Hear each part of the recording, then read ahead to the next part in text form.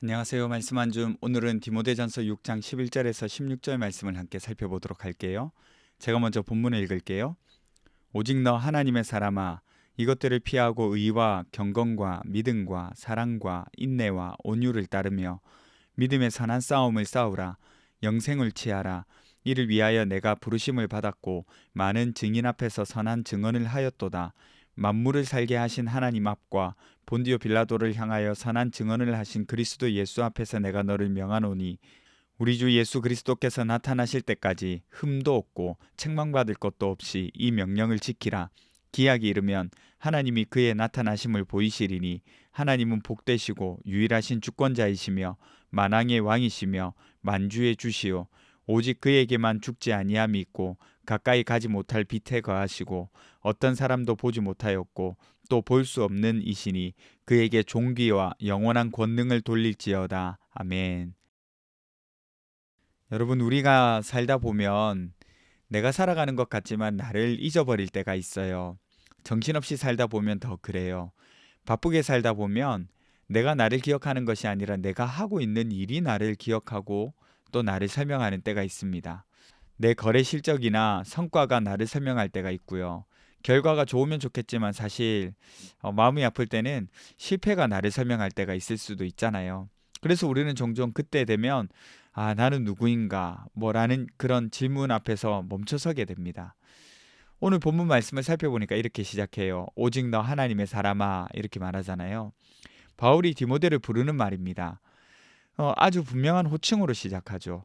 바울이 디모데를 이렇게 부르는 것은 단순한 격려 차원에서 하는 말이 아니라 디모데의 정체성을 불러주는 말입니다. 곧 네가 누구이고 어떤 사람이어야 하는지를 불러주는 표현입니다. 바울은 알고 있었어요. 하나님의 사람이라는 이 표현은 아무에게나 쉽게 쓰지 않는다는 거예요. 하나님의 사람이라는 이 표현은 구약 성경에서 모세, 엘리야, 엘리사 같은 어떤 쟁쟁한 그런 사람들 있잖아요. 그런 사람들한테 사용되던 이름입니다. 하나님 앞에 서서 하나님의 말씀을 맡았고 하나님의 뜻을 대신 전했던 그 선지자들, 그렇게 그들을 지칭했던 이름을 디모데에게 부르는 거예요. 여러분, 조금만 생각해 보면 압니다. 사실 디모데는 나이가 좀 어렸잖아요. 연소하다 이렇게 말을 하잖아요. 그리고 연약했습니다. 그리고 혼자서 에베소의 그 목회 일을 감당하기 쉽지 않았을 거예요. 흔들리고 두려움도 많았을 거고요. 그런 디모데한테 바울이 디모데의 정체성을 정확하게 알려주는 거죠. 흔들리고 있고 힘들어하고 있지만 너는 먼저 그 이전에 하나님의 사람이다 이렇게 알려주고 있는 거예요. 그 존재 자체를 알려주고 있는 겁니다. 이렇게 누구인지 알려주고 난 다음에 바울은요, 하나님의 사람이 어떻게 살아야 할지 알려주고 있어요. 저는 오늘 크게 두 가지 측면에서 살펴볼 거예요. 먼저는 피할 겁니다. 이것들을 피하고 이렇게 기록되어 있어요. 여기서 이것들은 앞의 내용을 말하는 거거든요. 그러니까 지난주에 우리가 살펴본 대로 돈을 사랑하는 마음, 그래서 믿음에서 떠난 사람들, 그 마음이 상하고 관계가 무너진 사람들에 대한 내용들이었죠. 이런 것들을 피하라는 거예요. 곧 돈이 만들어내는 삶의 방식들 있잖아요. 하나님 없어도 잘 살 수 있을 것 같은 그런 착각들, 그리고 그것들을 불러일으키는 욕망들 말이잖아요. 더 가져야 안전하다고 생각하고 비교해서 더 나은 것을 얻어야 하고 그러면서 다른 사람들을 밀어내고 더 욕심을 부리게 만드는 그런 욕망들 있잖아요. 하나님의 사람은 그 흐름에서 벗어나야 합니다. 왜냐하면 세상은 그 흐름을 계속 이어가고 있고 그렇게 휩쓸리도록 사람들을 유혹하고 있잖아요. 그래서 하나님의 사람은 그 흐름에서 벗어나서 피해야 합니다. 이어서 반대로 바울은 따를 것들에 대해서 이야기를 해요. 의와 경건과 믿음과 사랑과 인내와 온유가 그런 것들입니다. 바울이 말하는 이 덕목들이 다 특징이 있어요. 빠르지 않아요. 눈에 띄게 이런 덕목들이 형성되지 않습니다. 그리고 눈에 띄게 이것들을 품고 있다 말하기도 어렵고요. 또 손해처럼 보이기도 하고 바보 취급받는 길이기도 합니다. 그런데 하나님의 사람은 눈에 보이는 것, 사람들이 기대하는 결과보다 삶의 방식을 결정하고 가는 사람이거든요. 삶의 방향을 결정하는 사람들입니다. 그래서 이런 덕목들을 삶에 쌓으면서 가는 사람들이에요. 바라보고 가는 사람들인 거죠. 무엇을 얻고 무엇을 보여주느냐보다 어떤 사람이 되느냐가 더 중요하다는 거예요. 그리고 이 모든 것은 그리스도를 향하고 있습니다. 그리스도가 기준이 되고 그리스도를 닮아가는 일이에요. 사실 이 두 가지 말고도 믿음의 선한 싸움을 싸우고 영생을 취하라는 것, 그리고 주님 다시 오실 때까지 흠도 없고 책망받을 것도 없이 살아가야 한다는 것, 그리고 하나님을 찬양하는 내용들이 있는데 이 짧은 구절들 안에 너무 풍성한 내용들이 함축되어 있어서 다 살펴보지 못해서 우리가 조금 안타까운 상황이긴 합니다. 어쨌든 우리가 이 두 가지를 살펴봤어요. 이제 우리가 적용을 한번 해볼까요? 먼저는요, 요즘 내가 살아가고 있는 나 자신이 무엇으로 설명되고 있는지 한번 살펴보셨으면 좋겠어요. 여러분은 요즘 무엇으로 여러분을 설명하고 있습니까? 바쁜 일상인가요? 아니면 여러분의 역할로 여러분을 설명하고 있나요? 혹은 성과나 혹은 잘 안 풀리는 인생으로?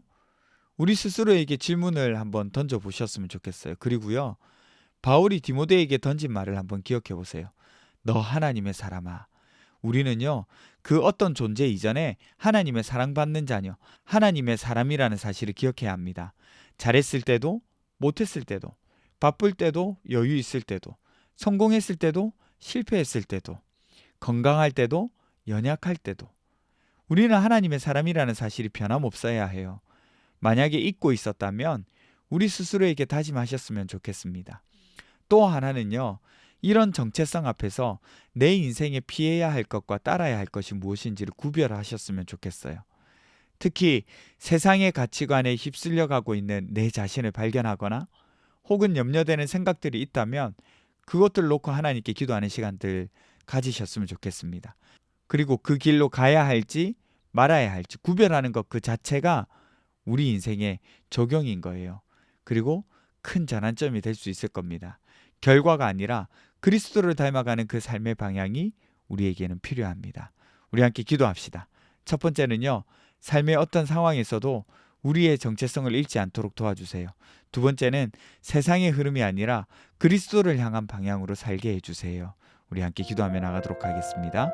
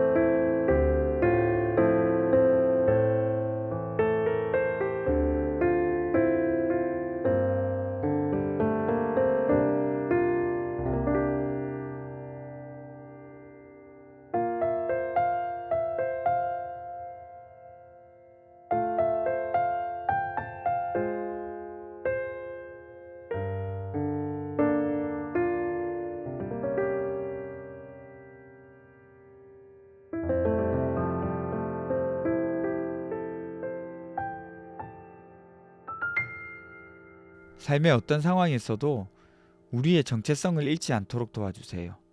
하나님의 사람이라는 사실을 기억하고 하나님의 자녀라는 사실을 기억하게 해주세요.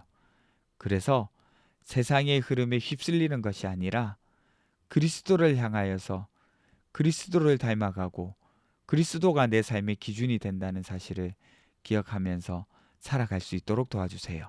감사드리며 걸어가신 예수님 이름으로 기도합니다. 아멘. 여러분 오늘 하루도 하나님의 자녀로서 살아가셨으면 좋겠습니다.